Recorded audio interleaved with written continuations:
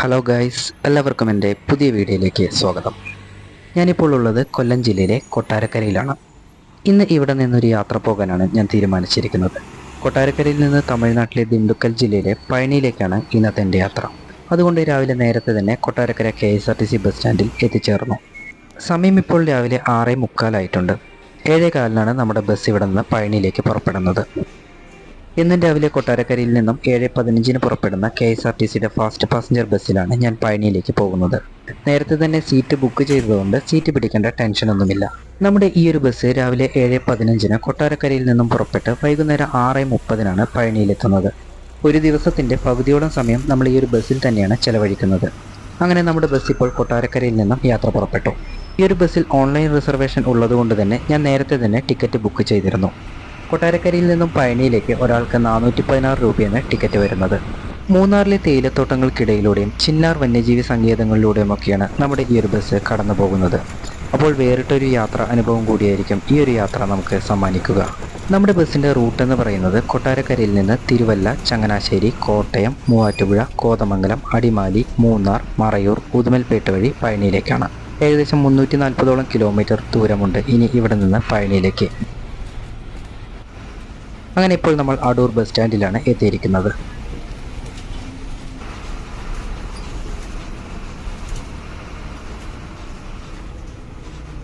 നമ്മുടെ ഈ ഒരു ബസ് കൂടാതെ തന്നെ ഇതേ റൂട്ടിൽ തിരുവനന്തപുരത്ത് നിന്നും ഒരു KSRTC സൂപ്പർ ഫാസ്റ്റ് ബസ്സും സർവീസ് ചെയ്യുന്നുണ്ട്.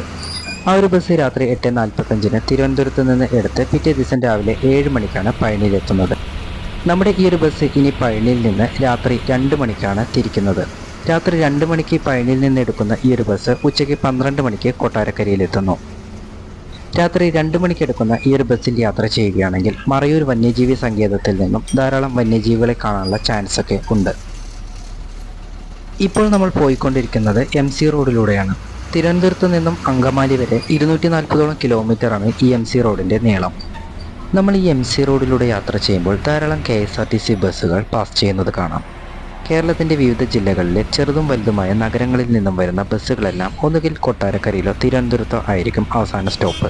അതുകൊണ്ട് തന്നെ പ്രൈവറ്റ് ബസ്സുകളെക്കാൾ കൂടുതലും തിരുവനന്തപുരം, കൊല്ലം ജില്ലകളിൽ KSRTC ബസ്സുകളായിരിക്കും കൂടുതലും കാണാൻ സാധിക്കുക.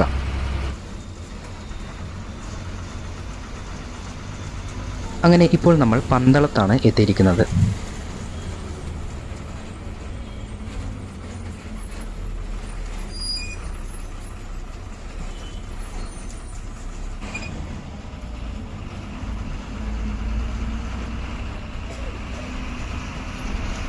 ഈ തെക്കൻ കേരളത്തിൽ നിന്നും 3 വഴിയിലൂടെ നമുക്ക് പഴനിയിലേക്ക് പോകാം.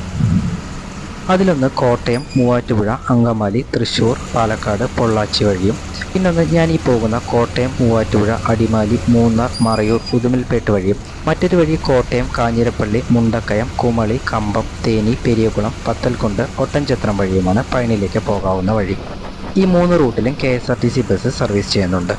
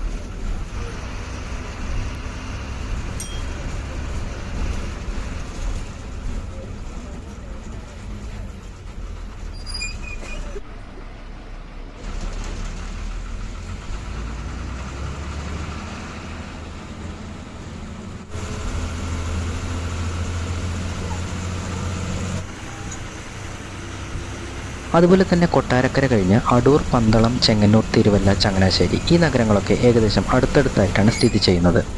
അതുകൊണ്ട് തന്നെ കൊട്ടാരക്കര മുതൽ കോട്ടയം വരെ നല്ല തിരക്കായിരിക്കും ഈ പകൽ സമയങ്ങളിൽ ഉണ്ടാവുക.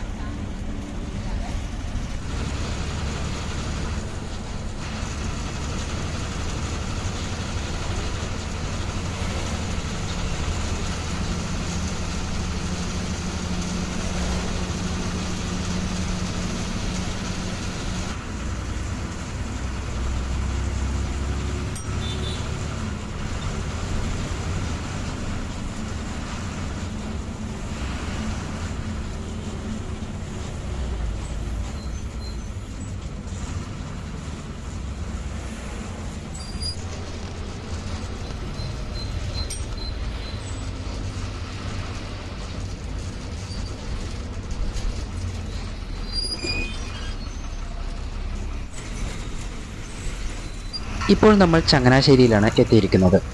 ഈ ചങ്ങനാശ്ശേരിയിൽ നിന്ന് വേളാങ്കണ്ണിയിലേക്ക് ഒരു സൂപ്പർ ഫാസ്റ്റിൻ്റെ എക്സ്പ്രസ് ബസ് സർവീസ് ചെയ്യുന്നുണ്ട്. ആ ഒരു ബസ് അവിടെ പമ്പിനുള്ളിൽ നിർത്തിയിരിക്കുന്നത് കാണാം. വേളാങ്കണ്ണിയിലേക്ക് പോകുന്ന ആ സൂപ്പർ ഫാസ്റ്റിൻ്റെ എക്സ്പ്രസ് ബസ് തൃശ്ശൂർ, പാലക്കാട്, പൊള്ളാച്ചി, പഴനി വഴിയാണ് വേളാങ്കണ്ണിയിലേക്ക് പോകുന്നത്. ഉച്ചയ്ക്ക് 2:30 ചങ്ങനാശ്ശേരിയിൽ നിന്നും എടുക്കുന്ന ആ ഒരു ബസ് രാത്രി 12 മണിക്കാണ് പഴനിയിലെത്തുക. പിറ്റേ ദിവസം രാവിലെ 7:30 ആ ബസ് വേളാങ്കണ്ണിയിലെത്തുക.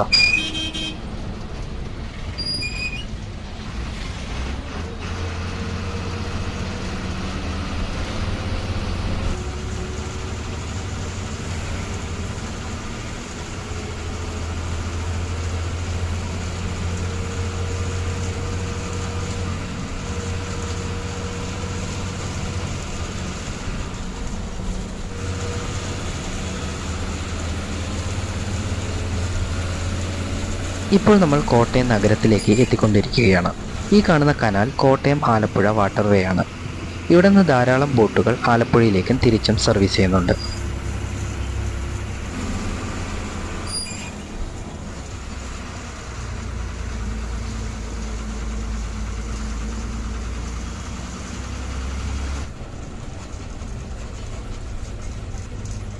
ഇപ്പോൾ നമ്മൾ കോട്ടയം KSRTC ബസ് സ്റ്റാൻഡിൽ എത്തിയിരിക്കുന്നു. സമയം 9 മണിയായിട്ടുണ്ട്. ഇനി ഇവിടെ നിന്ന് മൂന്നാറിലേക്ക് 140 കിലോമീറ്ററും പഴനിയിലേക്ക് 260 കിലോമീറ്ററും ദൂരമുണ്ട്. കൊട്ടാരക്കരയിൽ നിന്ന് രാവിലെ 7:15 എടുക്കുന്ന ഈ ഒരു ബസ് ഇനി കുറച്ചു നേരം നിർത്തുന്നത് കോതമംഗലത്താണ്. അതുകൊണ്ട് രാവിലത്തെ ബ്രേക്ക്ഫാസ്റ്റ് കഴിച്ചിട്ട് യാത്ര ചെയ്യുന്നതായിരിക്കും നല്ലത്. അല്ലെങ്കിൽ ലൈറ്റായിട്ട് എന്തെങ്കിലും കഴിക്കാനുള്ള സാധനങ്ങൾ കയ്യിൽ കരുതുന്നതും നന്നായിരിക്കും.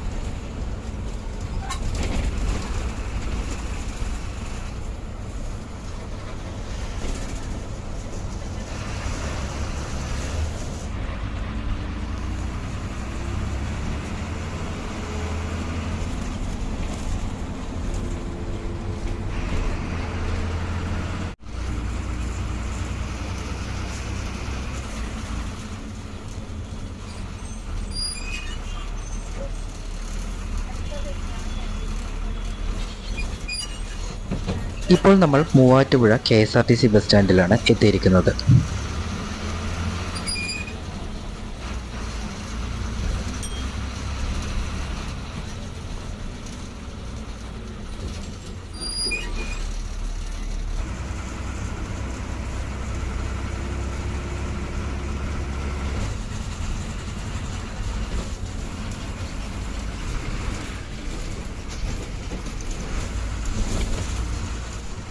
മൂവാറ്റുപുഴ പാലം കഴിഞ്ഞ് നമ്മൾ പിന്നെ നേരെ വരുന്നത് ഈ ഒരു സർക്കിളിലോട്ടാണ്. ഇവിടെ നിന്ന് വലത്തേക്കാണ് നമുക്ക് പോകേണ്ടത്. ഇടത്തേക്ക് പോകുന്നത് അങ്കമാലിയിലേക്കാണ്. ഇത്ര നേരം നമ്മൾ വന്നത് MC റോഡിലൂടെയാണ്. ഇനി നമ്മൾ പോകുന്നത് ആലുവയിൽ നിന്നും മൂന്നാറിലേക്ക് പോകുന്ന പാതയിലൂടെയാണ്. ഇനി അടുത്ത പ്രധാനപ്പെട്ട നഗരം കോതമംഗലമാണ്. കോതമംഗലത്തിലേക്ക് ഇനി ഇവിടെ നിന്ന് ഒരു 15 കിലോമീറ്റർ ദൂരമുണ്ട്. ഈ വഴി തന്നെയാണ് നമ്മൾ മൂന്നാറിലേക്കും പോകുന്നത്. മൂന്നാറിലേക്ക് ഇനി ഇവിടെ നിന്ന് 90 കിലോമീറ്ററാണ് ദൂരം.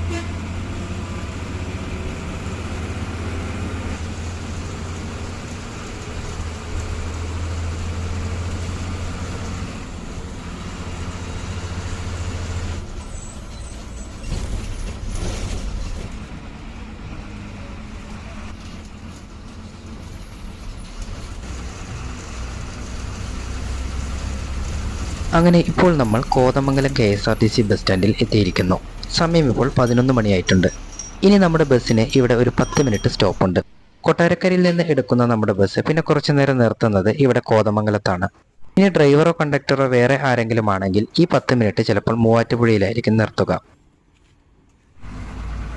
വീണ്ടും നമ്മുടെ യാത്ര തുടരുകയാണ്.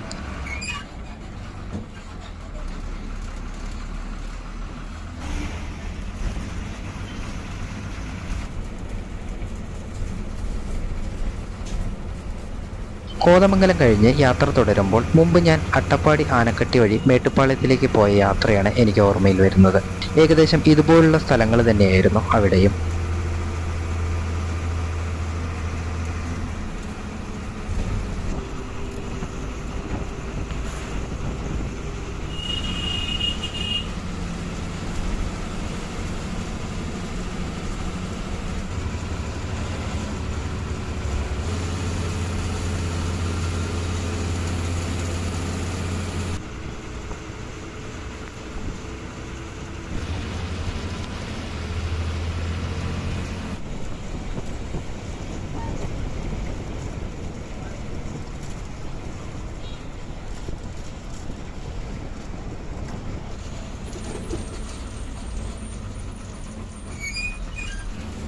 ഇപ്പോൾ നമ്മൾ നേര്യമംഗലത്താണ് എത്തിയിരിക്കുന്നത്.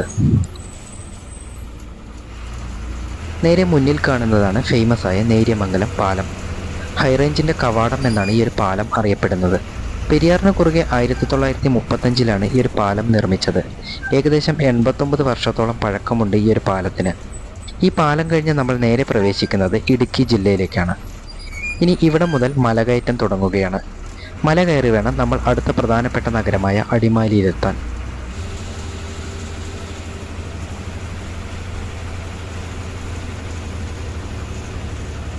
ഈ യാത്രയുടെ ആദ്യത്തെ ഹെയർപിൻ വളവിലേക്കാണ് നമ്മളിപ്പോൾ കയറുന്നത്. ഇനി അടുത്ത പ്രധാനപ്പെട്ട ഹെയർപിൻ വളവ് എന്ന് പറയുന്നത് മറയൂരിൽ നിന്ന് ഉദുമൽപേട്ട പോകുന്ന വഴിക്കുള്ള 2 ഹെയർപിൻ വളവാണ്.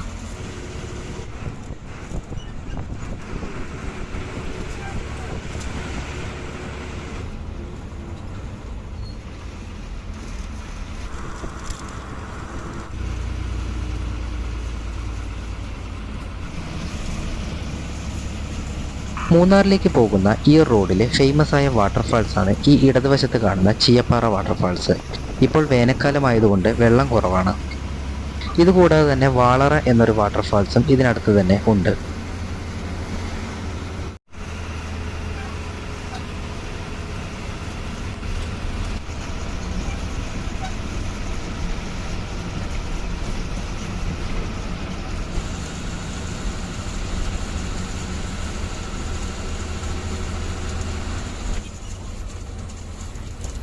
അങ്ങനെ ഇപ്പോൾ നമ്മൾ അടിമാലിയിലേക്ക് എത്തിയിരിക്കുന്നു. ആലുവ മൂന്നാർ റൂട്ടിലെ പ്രധാനപ്പെട്ട ഒരു ടൗണാണ് ഈ അടിമാലി. നമ്മുടെ ബസ് അടിമാലി ബസ് സ്റ്റാൻഡിലേക്കാണ് എത്തിയിരിക്കുന്നത്. സമയം ഇപ്പോൾ ഏകദേശം 1 മണിയായിട്ടുണ്ട്. ഇനി ഇവിടെ നമ്മുടെ ബസ്സിനൊരു 15 മിനിറ്റ് സ്റ്റോപ്പുണ്ട്. ആ ഗ്യാപ്പിൽ എന്തായാലും കഴിക്കാൻ തീരുമാനിച്ചു. നമ്മുടെ ബസ്സിലെ കണ്ടക്ടറും ഡ്രൈവറും ഇവിടെ നിന്ന് തന്നെയാണ് കഴിക്കുന്നത്. ഇവിടെ ബസ് സ്റ്റാൻഡിനടുത്തുള്ള ഒരു ഹോട്ടലിൽ നിന്ന് തന്നെയാണ് ഞാൻ ഭക്ഷണം കഴിക്കുന്നത്.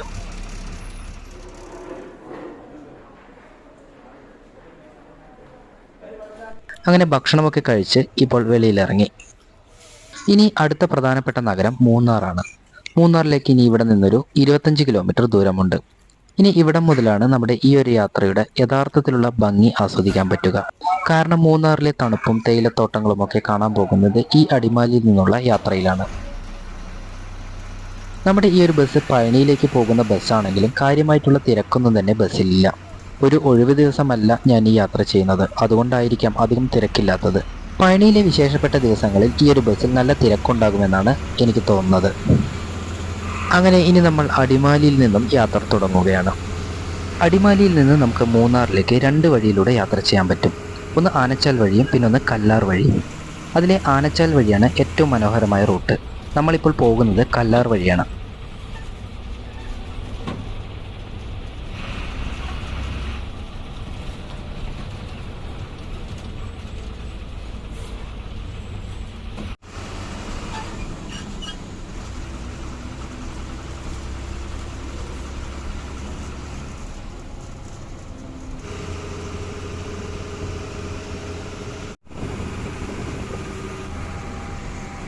അങ്ങനെ മൂന്നാറിലെ തേയിലത്തോട്ടങ്ങളൊക്കെ കാണാൻ തുടങ്ങിയിരിക്കുകയാണ്.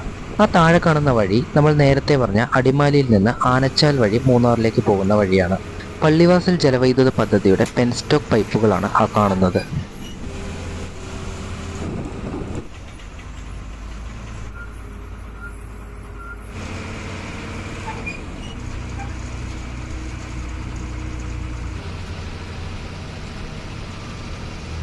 മൂന്നാറിലെ ഏറ്റവും മനോഹരമായ റൂട്ട് എന്ന് പറയുന്നത് ഗ്യാപ്പ് റോഡ് വഴിയുള്ള റൂട്ടാണ്. മൂന്നാറിൽ നിന്ന് തേനി പോകുന്ന വഴിയാണ് ഈ ഗ്യാപ്പ് റോഡ് ഉള്ളത്. മൂന്നാറിൽ വരുന്ന സഞ്ചാരികളുടെ ഇഷ്ടപ്പെട്ടൊരു വഴി കൂടിയാണ് ഈ ഗ്യാപ്പ് റോഡ്. പുറമേ നല്ല വെയിലാണ് കാണുന്നതെങ്കിലും നല്ല തണുപ്പ് ഫീൽ ചെയ്യുന്നുണ്ട്. അങ്ങനെ ഇപ്പോൾ നമ്മൾ മൂന്നാർ KSRTC ബസ് സ്റ്റാൻഡിൽ എത്തിയിരിക്കുന്നു.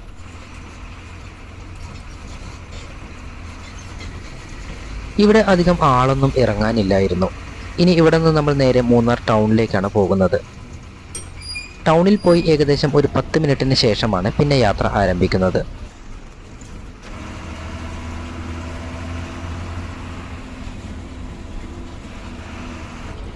ഈ ഇടതുവശത്ത് നിൽക്കുന്ന തമിഴ്നാടിൻ്റെ ബസ് മൂന്നാറിൽ നിന്ന് കോയമ്പത്തൂരിലേക്ക് സർവീസ് ചെയ്യുന്ന ബസ്സാണ്. മൂന്നാറിൽ നിന്ന് മറയൂർ വഴി ഉടുമൽപേട്ട് പോയി അവിടെ നിന്ന് പൊള്ളാച്ചി വഴിയാണ് കോയമ്പത്തൂരിലേക്ക് പോകുന്നത്.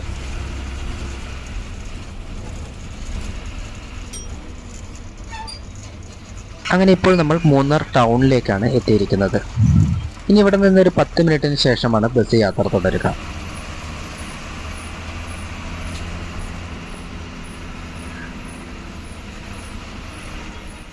അങ്ങനെ 10 മിനിറ്റിന് ശേഷം നമ്മൾ മൂന്നാർ ടൗണിൽ നിന്നും യാത്ര ആരംഭിക്കുകയാണ്.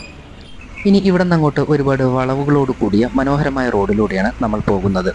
തേയിലത്തോട്ടങ്ങളുടെ ഭംഗിയൊക്കെ ആസ്വദിച്ചുകൊണ്ട് വീണ്ടും നമുക്ക് യാത്ര തുടങ്ങാം. മൂന്നാറിൽ നിന്ന് ഉദുമൽപേട്ടയിലേക്ക് പോകുന്ന റോഡാണ് ഇത്. ഈ വഴിയിലൂടെ തന്നെയാണ് നമ്മൾ മൂന്നാറിലെ ഫേമസ് ആയ ഇരവികുളം നാഷണൽ പാർക്കിലേക്കും പോകുന്നത്. 9 കിലോമീറ്റർ ദൂരമുണ്ട് ഇനി ഇവിടെ നിന്ന് ഇരവികുളം നാഷണൽ പാർക്കിലേക്ക്. ഉദുമൽപേട്ടയിലേക്ക് പോകുന്ന ഈ റോഡിലൂടെ KSRTC 10ഓളം സർവീസുകൾ ഓപ്പറേറ്റ് ചെയ്യുന്നുണ്ട്. ഇതുകൂടാതെ തമിഴ്നാടിൻ്റെ ബസ്സുകളും ഈ വഴി സർവീസ് ചെയ്യുന്നുണ്ട്. ആലുവയിൽ നിന്ന് മൂന്നാർ വഴി മറയൂരിലേക്ക് വരുന്ന ചില പ്രൈവറ്റ് ബസ്സുകളും ഈ വഴി സർവീസ് ചെയ്യുന്നുണ്ട്. മറയൂരിലേക്ക് ഇനി ഇവിടെ നിന്ന് 39 കിലോമീറ്ററും ചിന്നാറിലേക്ക് ഇനി ഇവിടെ നിന്ന് 56 കിലോമീറ്ററും ഉദുമൽപേട്ടയിലേക്ക് ഇനി ഇവിടെ നിന്ന് 87 കിലോമീറ്ററുമാണ് ദൂരം. ഉദുമൽപേട്ടയിലേക്ക് പോകുന്ന ഈ ഒരു വഴിയിൽ മറയൂർ കഴിയുന്നതുവരെ ധാരാളം വളവുകളും തിരിവുകളും മറയൂരിൽ നിന്ന് ഉദുമൽപേട്ട വരെ ഒരുപാട് റിസ്കിയായ റോഡ് കൂടിയാണ് ഉള്ളത്.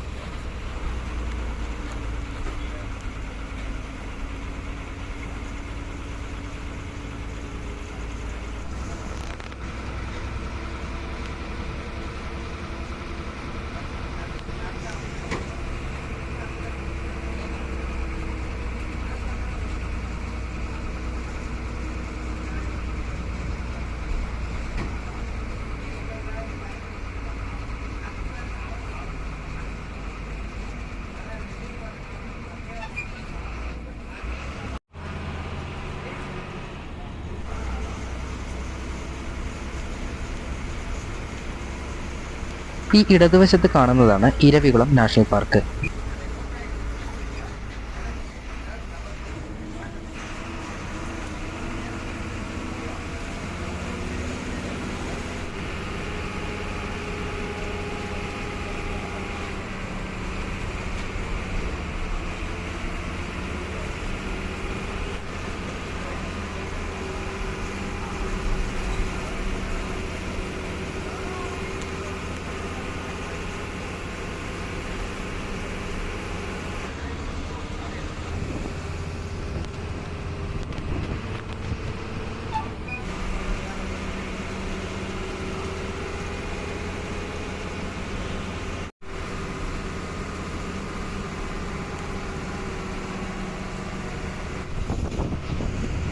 നമ്മൾ ഈ കാണുന്ന മലനിരകളെല്ലാം കണ്ണൻദേവൻ ഹിൽസ് ആണ്.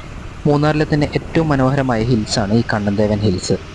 ഒരിക്കലെങ്കിലും ഈ ഒരു വഴിയൊക്കെ നിങ്ങൾ യാത്ര ചെയ്യാൻ ശ്രമിക്കുക. നല്ലൊരു അനുഭവം തന്നെയായിരിക്കും നിങ്ങൾക്കത് സമ്മാനിക്കുക. ചില ആളുകൾ പറയാറുണ്ട് സ്വന്തമായി വാഹനമുണ്ടെങ്കിലേ യാത്ര ചെയ്യാൻ പറ്റൂ, കുറേ ക്യാഷ് ഉണ്ടെങ്കിലേ യാത്ര ചെയ്യാൻ പറ്റൂ. ആ ഒരു കോൺസെപ്റ്റൊക്കെ മാറ്റിവെച്ച് ഇങ്ങനത്തെ പബ്ലിക് ട്രാൻസ്പോർട്ടിൽ നിങ്ങൾ യാത്ര ചെയ്യുകയാണെങ്കിൽ അത് വേറൊരു അനുഭവം തന്നെയായിരിക്കും നിങ്ങൾക്ക് സമ്മാനിക്കുക. ശരിക്കും ഇപ്പോൾ നമ്മൾ മൂന്നാറിൽ നിന്ന് മലയിറങ്ങിക്കൊണ്ടിരിക്കുകയാണ്. ഈ മലയിറങ്ങി വേണം താഴെ മറയൂരിലെത്താൻ.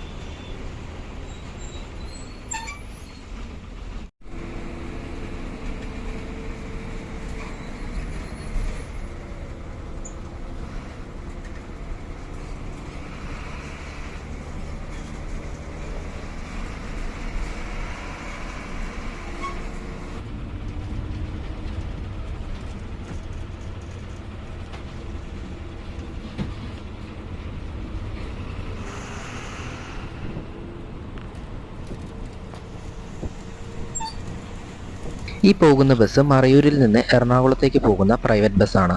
എറണാകുളത്ത് നിന്ന് മൂന്നാറിൽ വന്ന് മൂന്നാറിൽ നിന്ന് മറയൂരിലേക്ക് പോകുന്ന ചില പ്രൈവറ്റ് ബസ്സുകളും ഈ വഴിക്ക് സർവീസ് ചെയ്യുന്നുണ്ട്.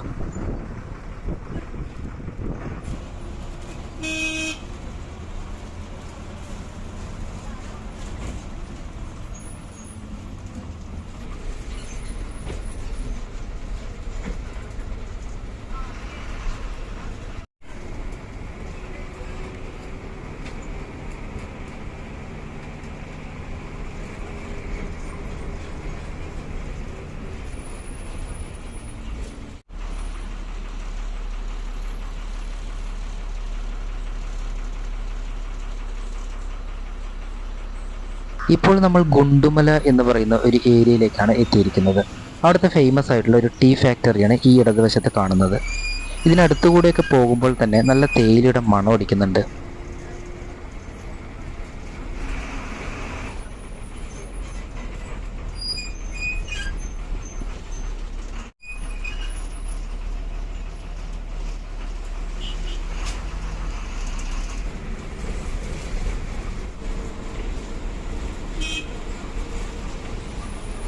ഇവിടെ അടുത്ത് തന്നെ ലക്കം എന്നൊരു വാട്ടർഫാൾസ് ഉണ്ട്.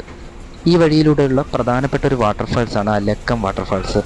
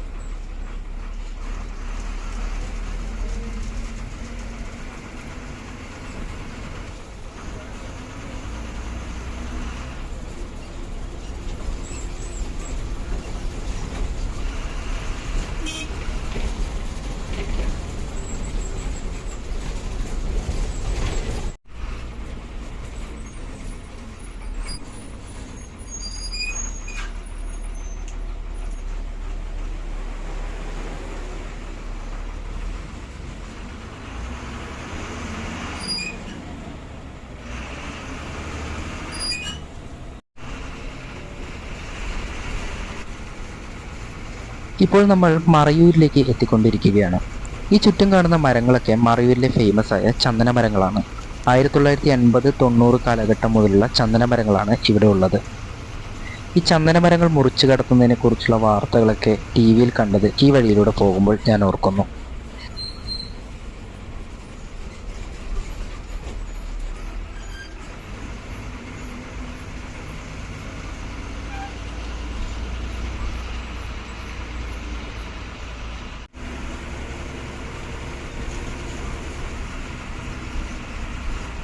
അങ്ങനെ ഇപ്പോൾ നമ്മൾ മറയൂരിലേക്ക് എത്തിയിരിക്കുകയാണ്. ഈ ഇടതുവശത്ത് കാണുന്നതാണ് മറയൂർ ബസ് സ്റ്റാൻഡ്. ഒരു 4 ബസ്സുകൾക്ക് നിർത്താവുന്ന സ്ഥലമേ ഉള്ളൂ ഈ ബസ് സ്റ്റാൻഡിൽ. സമയം ഇപ്പോൾ 4 മണിയായിട്ടുണ്ട്. ഇനി നമ്മുടെ ബസ് ഒരു 5 മിനിറ്റ് ഇവിടെ നിർത്തുന്നുണ്ട്.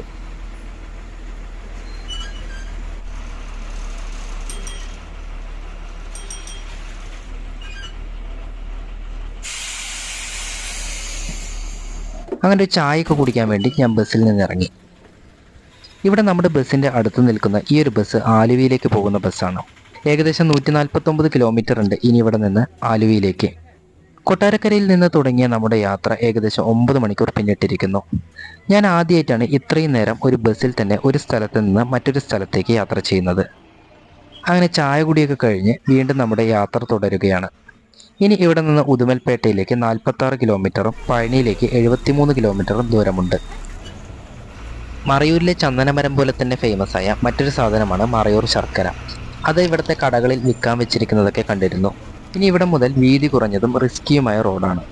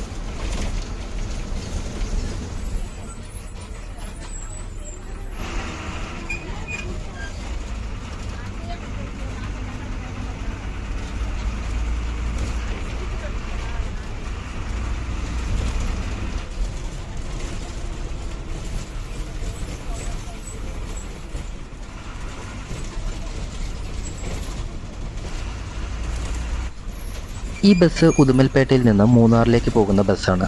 ഞാൻ നേരത്തെ പറഞ്ഞ പോലെ KSRTC ഉദുമൽപേട്ടിൽ നിന്ന് മൂന്നാറിലേക്ക് 10ഓളം ബസ്സുകൾ ഓപ്പറേറ്റ് ചെയ്യുന്നുണ്ട്.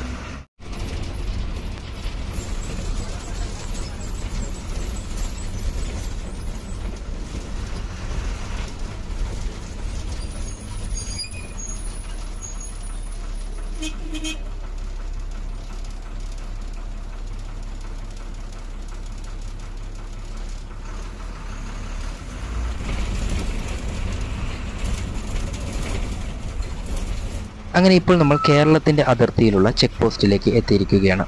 ഇനി ഇവിടെ നിന്ന് അങ്ങോട്ട് തമിഴ്നാടാണ്.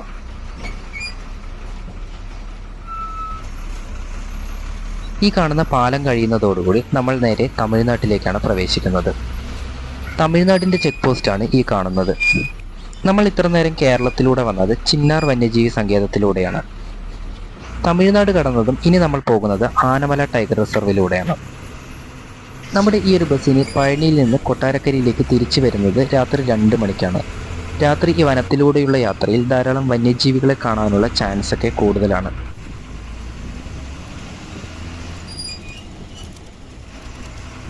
ഇനി ഈ വഴിയിലെ ഏറ്റവും റിസ്ക് പിടിച്ച 2 ഹെയർപിൻ വളവിലേക്കാണ് നമ്മൾ അടുത്തുകൊണ്ടിരിക്കുന്നത്. ഏറ്റവും വീതി കുറഞ്ഞ ഹെയർപിൻ ബെൻഡാണ് ഈ വഴിയിലുള്ളത്. ആകെ 2 ഹെയർപിൻ ബെൻഡാണ് ഉള്ളതെങ്കിലും നമ്മുടെ ഈ ഒരു ബസ് പിന്നോട്ടെടുക്കാതെ ഈ ബെൻഡിലൂടെ കടന്നു പോകാൻ സാധിക്കില്ല. അത്രയും റിസ്ക് പിടിച്ച ഹെയർപിൻ ബെൻഡാണ് ഈ മറയൂർ ഉദുമൽപേട്ട റോഡിലുള്ളത്. ഇതാണ് ആ ഹെയർപിൻ വളവ്.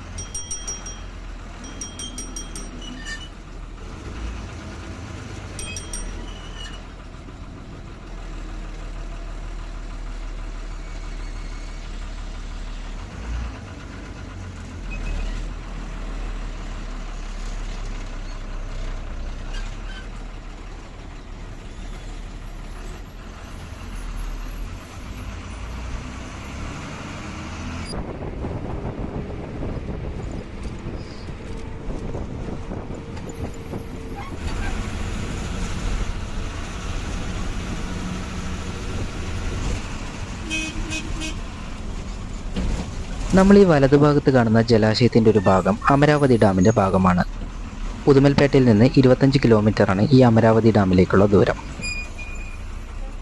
തിരുപ്പൂരിൽ നിന്ന് മൂന്നാറിലേക്ക് പോകുന്ന തമിഴ്നാടിൻ്റെ ബസ്സാണ് ഇത്.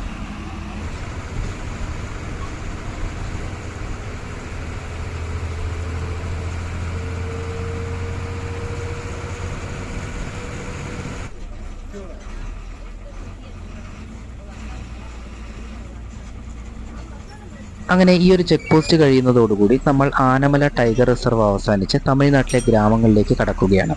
ഇനി ഇവിടെ നിന്ന് അങ്ങോട്ട് തമിഴ്നാടിൻ്റെ ഗ്രാമങ്ങളിലൂടെയാണ് നമ്മുടെ യാത്ര.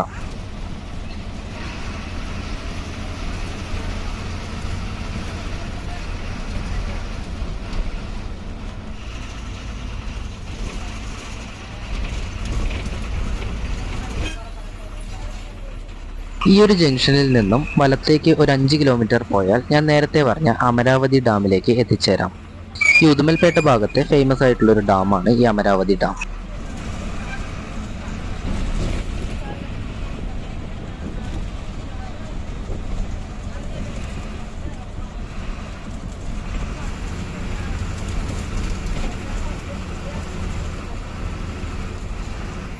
അങ്ങനെ നമ്മളിപ്പോൾ ഉദുമൽപേട്ട ടൗണിലേക്ക് എത്തിക്കൊണ്ടിരിക്കുകയാണ്. ഈ താഴെ കാണുന്ന റെയിൽവേ ലൈൻ പൊള്ളാച്ചിയിൽ നിന്ന് പഴനിയിലേക്ക് പോകുന്ന റെയിൽവേ ലൈനാണ്.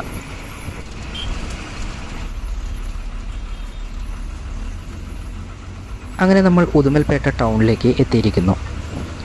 ഇനി ഇവിടെ നിന്ന് വലത്തേക്കാണ് നമുക്ക് പോകേണ്ടത്. ഇവിടെ നിന്ന് വലത്തേക്ക് ബസ് സ്റ്റാൻഡിൽ പോയിട്ടാണ് ഇനി നമ്മൾ പോകുന്നത്. ഈ ഇടത്തേക്ക് പോകുന്ന റോഡ് പൊള്ളാച്ചിയിലേക്കാണ്. ഇനി ഇവിടെ നിന്ന് പഴനിയിലേക്ക് 36 കിലോമീറ്റർ ദൂരമുണ്ട്. ഈ കാണുന്നതാണ് ഉദുമൽപേട്ട ബസ് സ്റ്റാൻഡ്. ഇവിടേക്ക് എത്തുമ്പോഴേക്കും നമ്മുടെ ബസ് ഏകദേശം കാലിയാണ്. ഇനി അഥവാ പഴനിയിലേക്ക് തിരക്കുണ്ടെങ്കിലും കൂടുതൽ പേരും തമിഴ്നാട്ടിലെ ബസ്സിലായിരിക്കും പോവുക. കാരണം തമിഴ്നാടിൻ്റെ പല ഭാഗത്തു നിന്നും പഴനിയിലേക്ക് വരുന്ന ബസ്സുകളൊക്കെ ഈ ഉദുമൽപേട്ട വഴിക്കാണ് പാസ് ചെയ്യുന്നത്. അതുകൊണ്ട് തന്നെ പഴനിയിലേക്ക് ഇവിടെ നിന്ന് ധാരാളം ബസ്സുകൾ സർവീസ് ചെയ്യുന്നുണ്ട്. നമ്മൾ ഈ ഉദുമൽപേട്ടയിൽ നിന്ന് പഴനിയിലേക്ക് പോകുന്ന റോഡ് ഒറ്റ വരിയുള്ള റോഡാണെങ്കിലും ഈ ഉദുമൽപേട്ട ടൗണിന് വെളിയിലൂടെ 4 വരിയുള്ള പുതിയ റോഡ് പണിതുകൊണ്ടിരിക്കുന്നുണ്ട്. ഇപ്പോൾ നമ്മൾ ആ 4 വരിയുള്ള റോഡിലേക്കാണ് കയറിയിരിക്കുന്നത്. കോയമ്പത്തൂരിൽ നിന്ന് നാഗപ്പട്ടിണം വരെ പോകുന്ന റോഡാണ് ഇത്.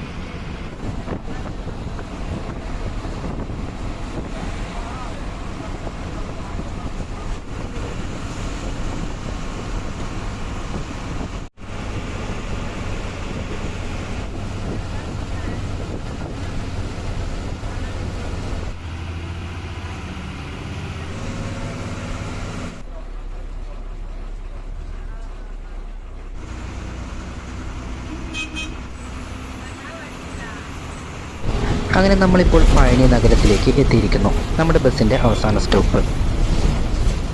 രാവിലെ 7:15 കൊട്ടാരക്കരയിൽ നിന്ന് തുടങ്ങിയ നമ്മുടെ യാത്ര ഏകദേശം 11 മണിക്കൂറോളം പിന്നിട്ടിരിക്കുന്നു. വളരെ നല്ലൊരു അനുഭവം തന്നെയായിരുന്നു എനിക്ക് ഈ യാത്ര സമ്മാനിച്ചത്.